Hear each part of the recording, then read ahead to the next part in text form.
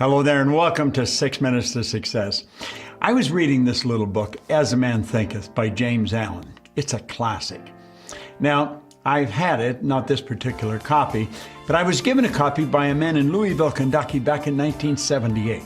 I have never stopped reading it. I found it a fascinating little book.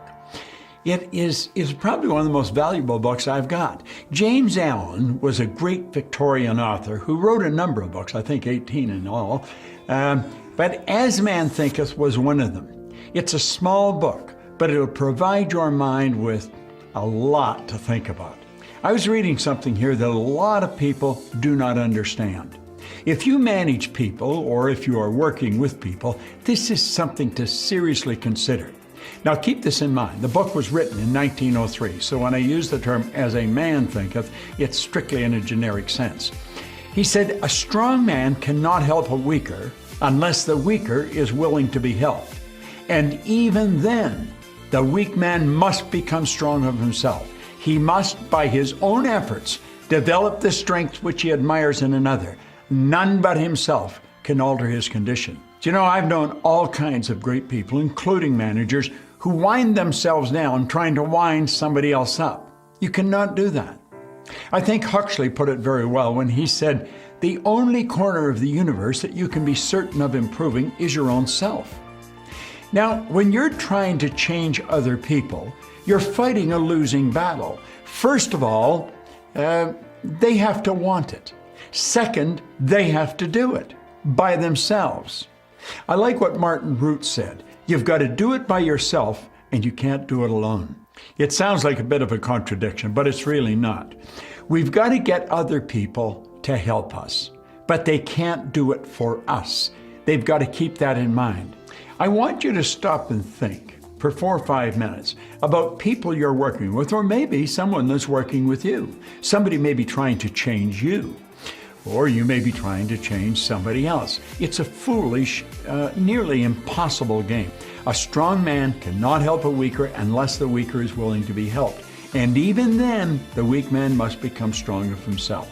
You've got to develop the strength that you admire in another. It's a good lesson, isn't it? Think about it for the next 4 or 5 minutes.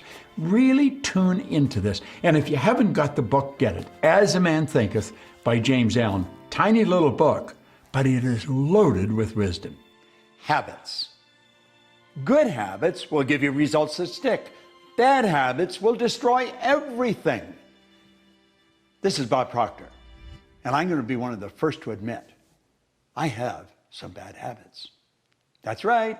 All my habits are not great. So if you've got some bad habits, don't feel bad. So does your next door neighbor. So does your mentor, your coach. So does your mother and father if they're alive. So does everyone. And the trick of life is to replace a bad habit with a good habit.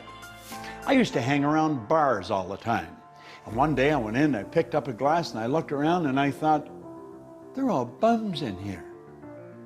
And then it dawned on me, I'm always here. I learned something. I put the glass down and I said, I'm never coming back here again and I'm never going to drink this. And I never did. That was a long time ago. But you know what I did? I went from spending all my money in the bar to a racetrack and I started to bet it all on horses. So I went from making somebody with a bar get wealthy, and then I started to feed the horses. And one day I woke up and I learned something. If you don't consciously and deliberately replace a bad habit with a good habit, you will automatically create another bad habit. Now, what is a habit?